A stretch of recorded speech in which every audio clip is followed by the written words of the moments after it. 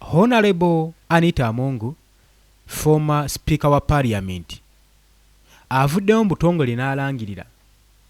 Alangiridde nga bwe yeesudde muguluka nga bw'avudde mu lwokaano bw'obwa speakership mu Parliament ey'12 era alangiridde n'agamba avudde mu lwokaano abadde bamusuubira, abadde bamwagaliza, mwenna abadde bamuyayaanira ke kaseera okubanga mumusiibula kubanga agambye okusinziira ku investigation ezigenda mu maaso mu kibuga.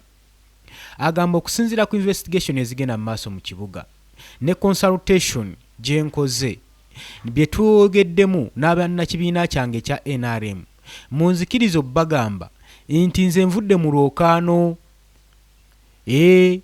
abadde banjagala temunkoze bubi saagala muwulire bubi wabula nvudde mu lwokaano nga nze speaker nga nze abadde speaker wa Parliament former Anita Amongu former speaker agambye newankubadde mbadde mulungi mu Parliament newankubadde ebirungi mbikoze newankubadde nkuyanja byonna mbikoze era eggwanga lino mbadde chairman mulungi mu kakiiko akateeseza eggwanga ku nsonga ezikulaakulanya eggwanga naye n'alima wagonda amala nannyuka munzikirize enkome wano ensinkano teba ya lumu bwetyo n'enkejje amazzi yagaleka mu nnyanja yali tesuubira nti neriddamu gasinkana mu luwombo kati abagambye muliddamu sinkano olundi temumanya bayinza okubaako ekifaawo ekirala kye bamulonda era ne muddamu ne musinkana.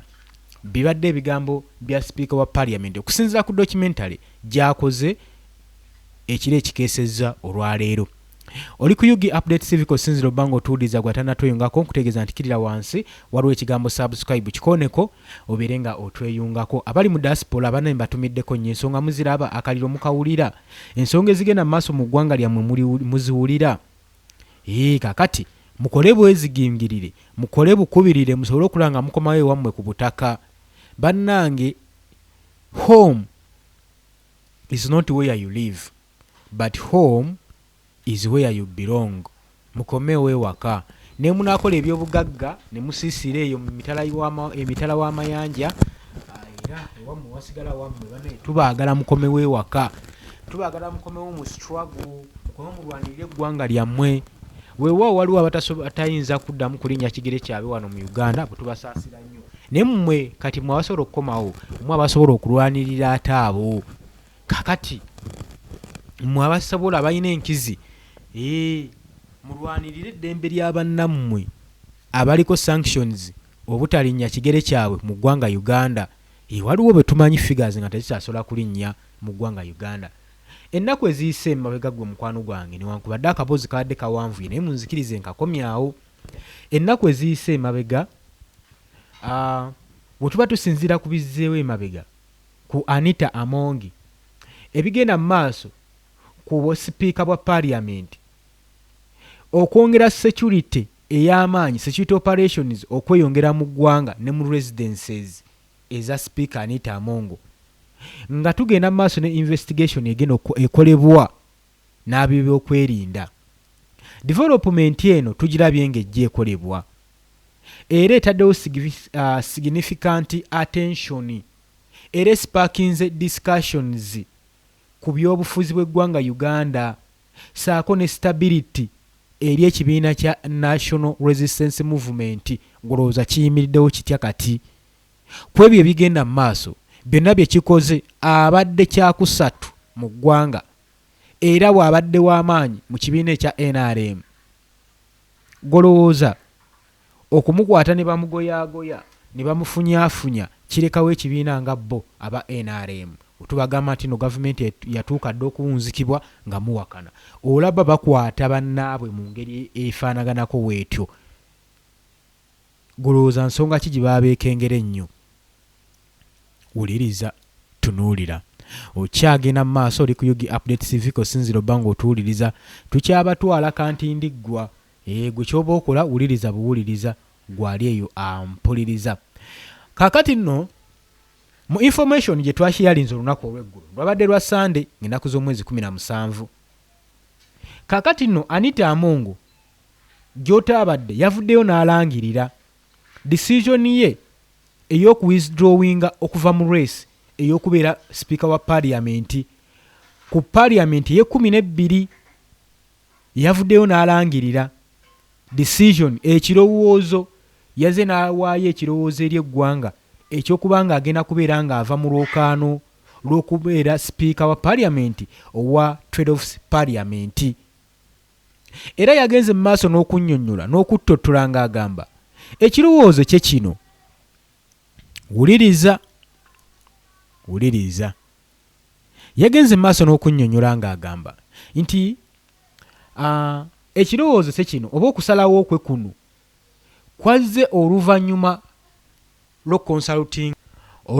lw'okonsalutinga lw'okwebuuzaako saako n'okwongera obutajaajamya n'obutateekawo weakness eri ekibiina ekya National Resistance Movement.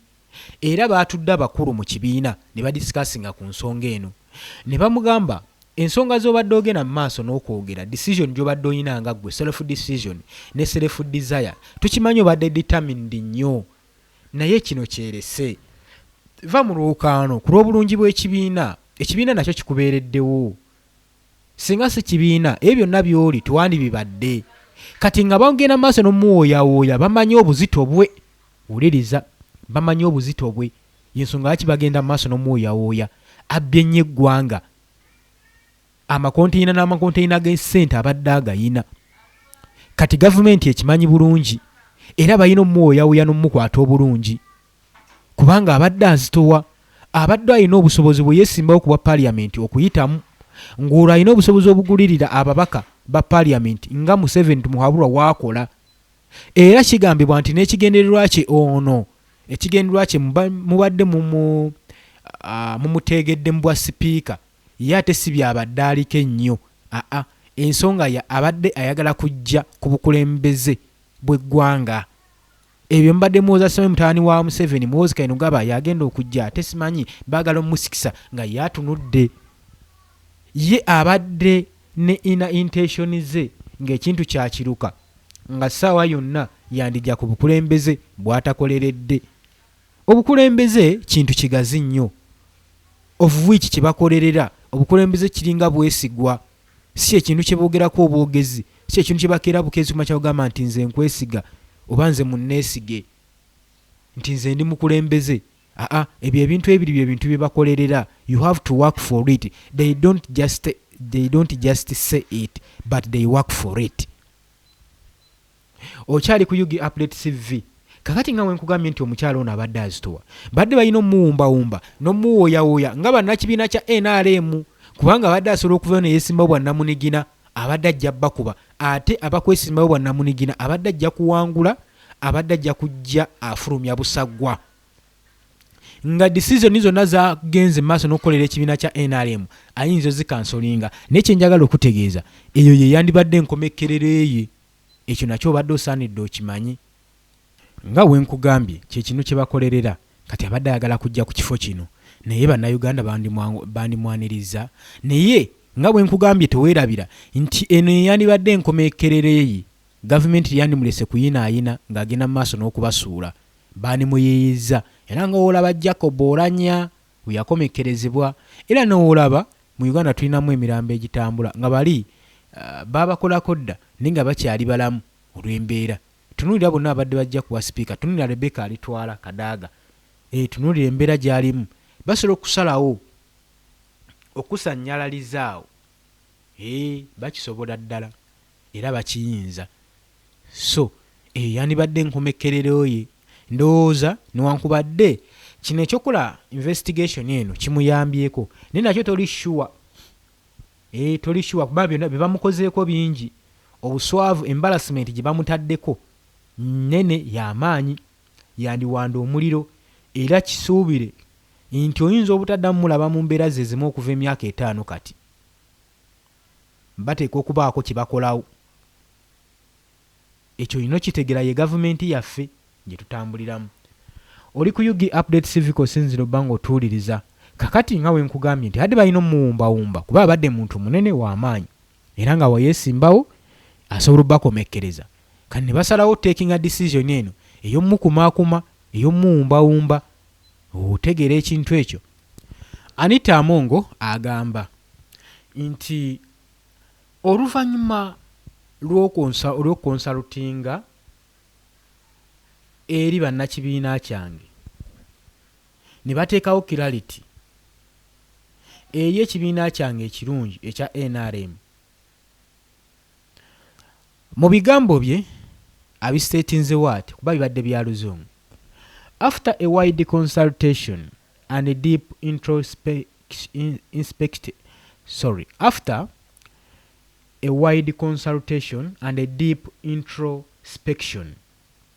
and to maintain harmony and clarity in my beloved party, the NRM Online, I wish to categorically and unequivocally state that I will not be offering myself for the speakership race of the 12th Parliament. Ngagamba oluvannyuma lw'okonsalutinga abangi, okonsalutinga ebuziba,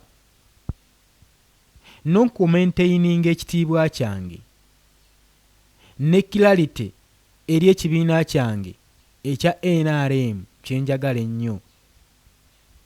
Njagala okuteeka wano ebintu mu kiti wammanga era okwogera nti ngambagamba sijja kusobola nga nze omu bwannamunigina kwesimbawo ku kifo ky'obwa sipiika mu kisanja kino oba mu paaliyamenti ye-12.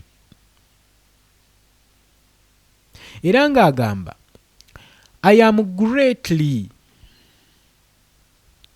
tukyagenda mu maaso, wuliriza, eyo emmoloka eyavuddeko kanaaluzaala agamba kale singa I wish.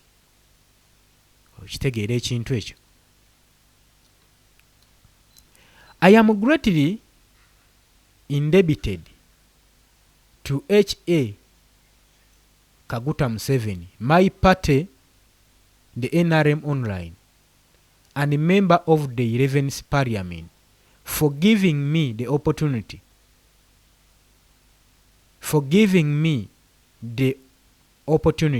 to serve as a deputy speaker and a speaker. Nti agenda mu maaso n'okwebaza Yoweri Kaguta Museveni saako ne bammemba b'ekibiina kino ekya National Resistance Movement. Mwenna ba members ababadde mu Parliament ye-11 olw'okumuwa omwagaanya, olw'okumuwa omukisa okusaavinga, okuweereza nga deputy speaker ate era n'okusaavinga nga speaker wa Parliament. Abeebaza bya nsusso kye mumukoledde si kitono. Ono abadde asaavinga mu bifo 2, Tayebwa abadde nga ataliiwo newankubadde twali tumanyi nti nno Tayebwa ye deputy speaker. Naye nange mbitegeera kati nti deputy speaker ono Anita Amongo abadde asaavinga ebifo 2, deputy speaker era n'ekyobwa speaker. Era ng'ayongerezako ng'agamba I am equally indebted to my family and friends for the solidarity and support they have extended to me over the last 5 years. Ngagamba nti ngenda mu maaso n'okubeera mu bwenkanya eri bafamire bange n'emikwano gyange olw'awamu, olw'obumu n'obuwagizi bwe bampadde okumala emyaka 5. Mbeebaza mu nkoleza obulungi obutagambika. Ebyo bye bigambo bya sipiika Anita Amongo yakakiddwa oba byageranga musanyufu biva ku ntobo ya mutima gwe. Naye okusinziira ku soose n'engeri ebigambo bino gye byatukamu ne gye byogerwamu biraga nti waliwo emboozi enkake wano, waliwo ensonga enkake wano obutaagala kukkiriza kitiibwa eri ekibiina kya NRM oba eri ekitiibwa eri abadde Speaker Parliament Anita Amongo. Tebayinza kumugoba bugobi bwe batyo engeri gye bamufubutuddemu ne bamusenza olutinga ekikere. Can you imagine? Kati baagala kujjawo kifaananyi ekyo eri Speaker Anita Amongo anyiize nnyo ku kye baamukoze n'obwaresi n'abuvaamu. kuno si kusalawo kwe, kuno kukakikibwake, bamukaka bukasi. Ekyo saanidde okimanye. Agamba, I plugged my total support to the candidates who will be endorsed by the president and the party, and implore all colleagues MPs of the 12th parliament to do the same. Ng'agamba akubiriza ba members b'ekisanja kya ba parliament ye12 ne ba colleagues banne ba MPs ba cabinet ministers newankubadde ye kebo ey'okwesimbawo agiggyemu, naye abagamba kebo munyinywerezeemu ey'okuwagira n'okusapootinga candidate oyo anaabeera alondeddwa ekibiina era n'omukulembeze w'eggwanga mumuwagire, kubanga nange kye ŋŋenda okukola era nange mbakuutira mwe mwenna ba members aba parliament ye12 bambi mbeegayiridde musapootinge oyo endoosingiddwa. Jjukira gwe baalonze Abofi mbu naye bannayuganda boogera amafuukuule bagamba ono tajja kusobola kubanga bwe baba ono bamuggyeko lwa bubbi ate oli mubbi wankukunala olw'ensonga nti yakava mu sikando y'okubba amabaati. Kati tetumanyi gwe mutuleetera baga you cannot solve a problem within a problem. Kati gwe batuleetera naye wa bizibu yeetaaga okunoonyerezebwako. Oli ku Yugi Update TV kosinziro bango otuwuliriza.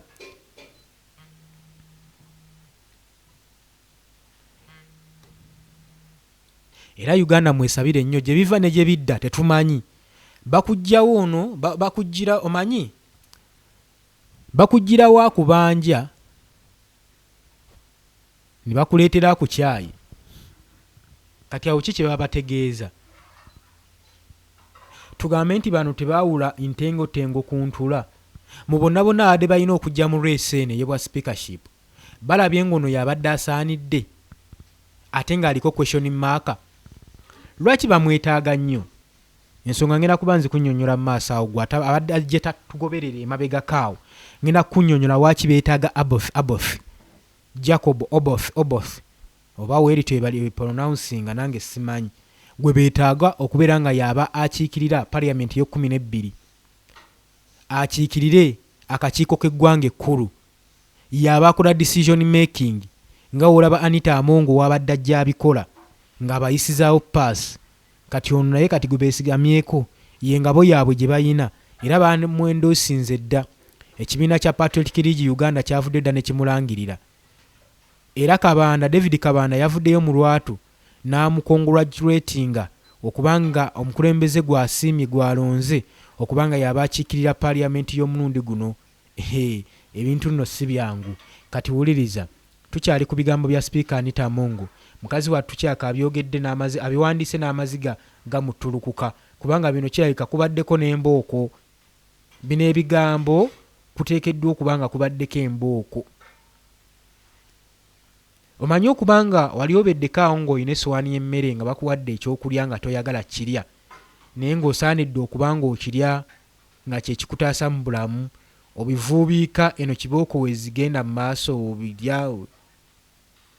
Wali obeddeko awo ng'olina ebigambo by'oyogera ng'okakiddwa bukakibwa ng'oli ku mudumu gwa mmundu.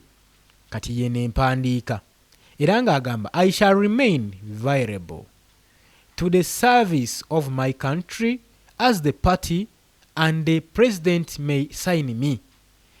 Agamba nja kusigala wendi, nja kuba available, nja kuba wendi omunanjagalira okusaavinga eggwanga lyange ng'era munnakibiina nja kubeerawo era president wonna wanaaba nsayininze mbwe njija okukola.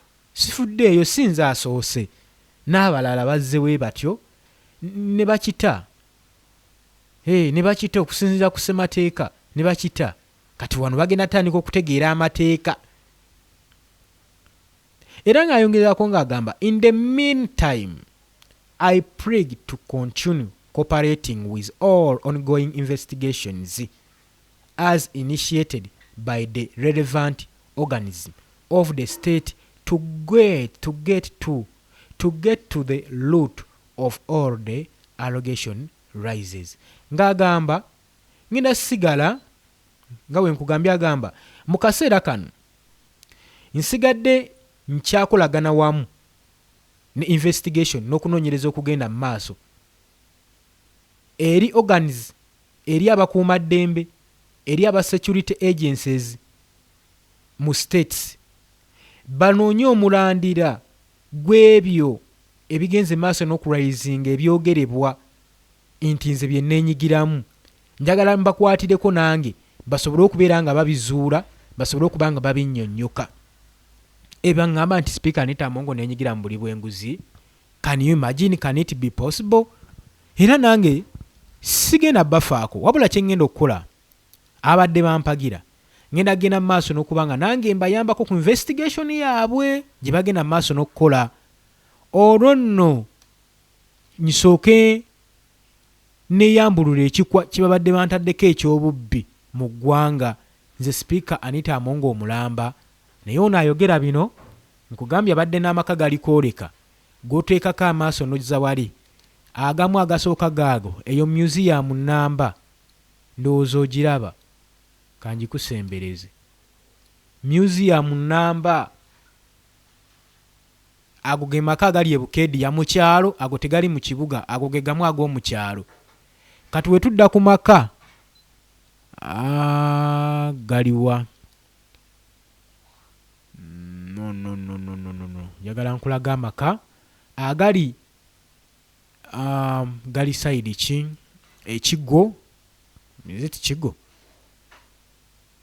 Njagala nkulaga amaka ago, nkulage nti omukyalo ono abadde yeeteekateeka, abadde yeeteekerateekera gwe mukwano gwange ali eyampuliriza, nga badde alina amaaso gojja n'okutuusaako amaaso, abadde n'amaka ga mirundi nga3. Naye gano gonna newankubadde abadde agayina tebamuganyiza kubandaala nago. Kyo kye bayita gavumenti, tebamuganyiza kuwangaalira mu maka gano. Wuliriza, tunuulira.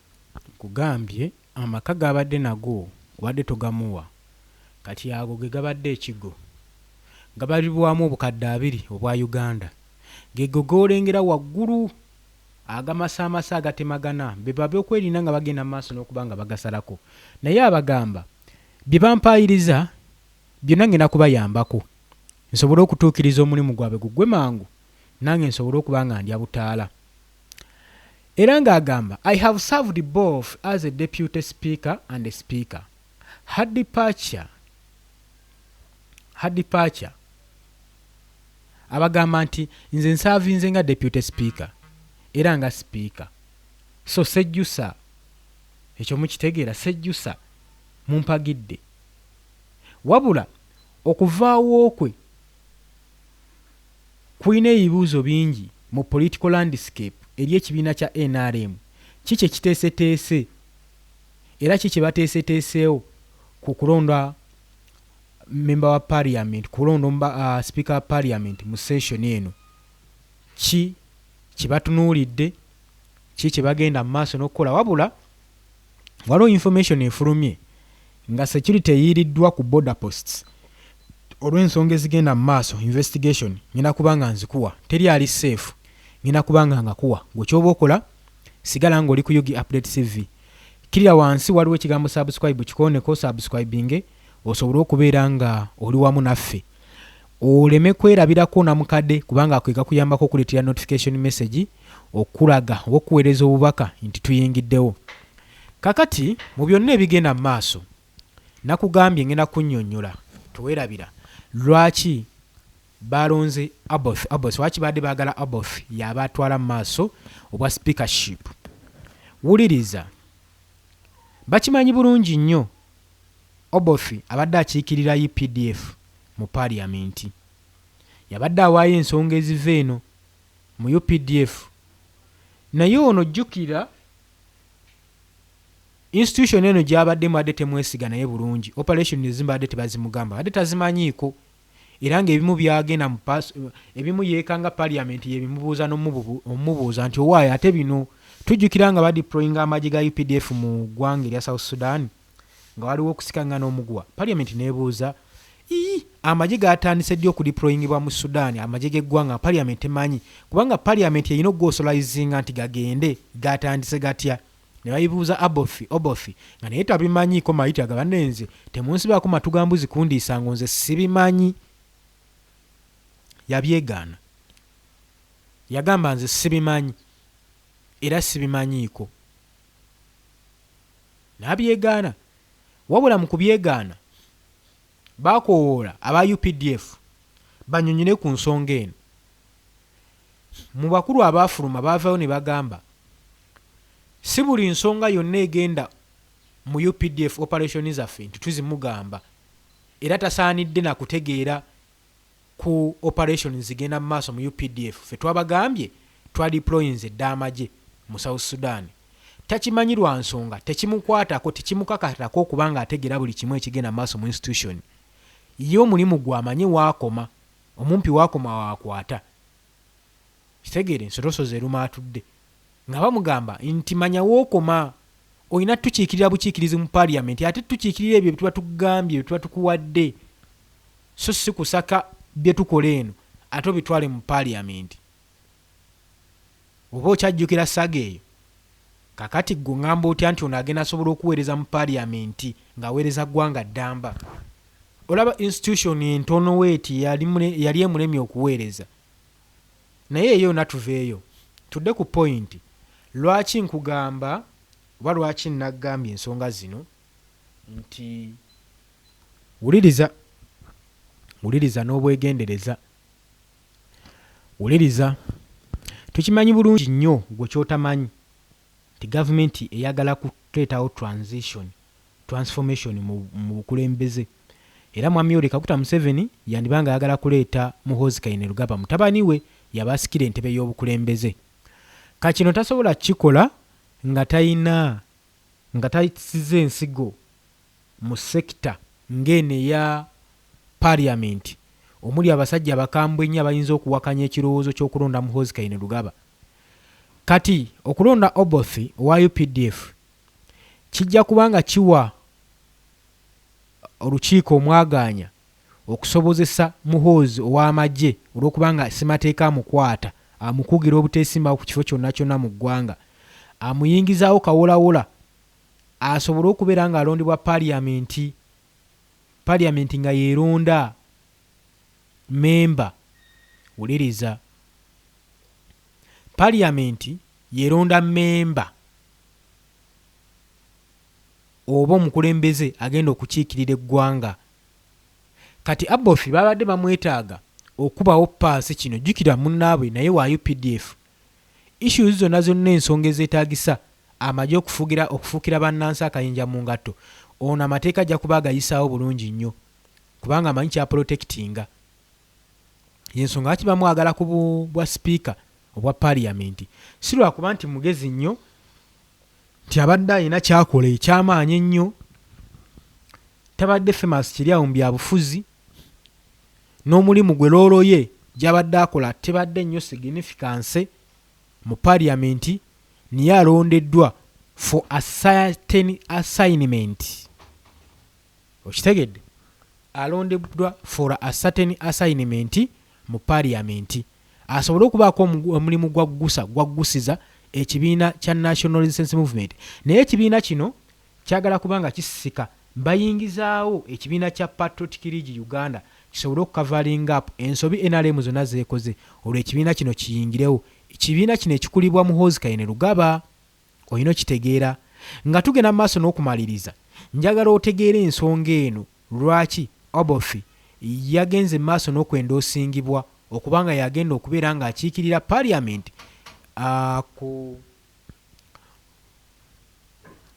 okubanga yakiikirira Parliament ku Parliament ye12. Okitegedde ekintu ekyo? Balina protection gye baagala okuteekawo, balina engabo gye baagala okuteekawo. Olwedde bamaze okuba nga bayisa sovereignty bill, naye egenda bakaluubirira kubanga abasinga egenda kubanga ebakuba. Oli ku UG Update TV ko osinza obba ng'otuuliza gwe atannatweyungako nkutegeeza nti kirira wansi waliwo ekigambo subscribe kikoneko obeere ng'otweyungako. abali emitala w'amayanja mbatumiddeko, abali Oman, Dubai, Saudi Arabia, UK, America, US.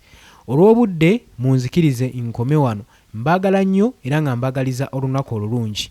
Mweraba. Twesangayo mu comment section.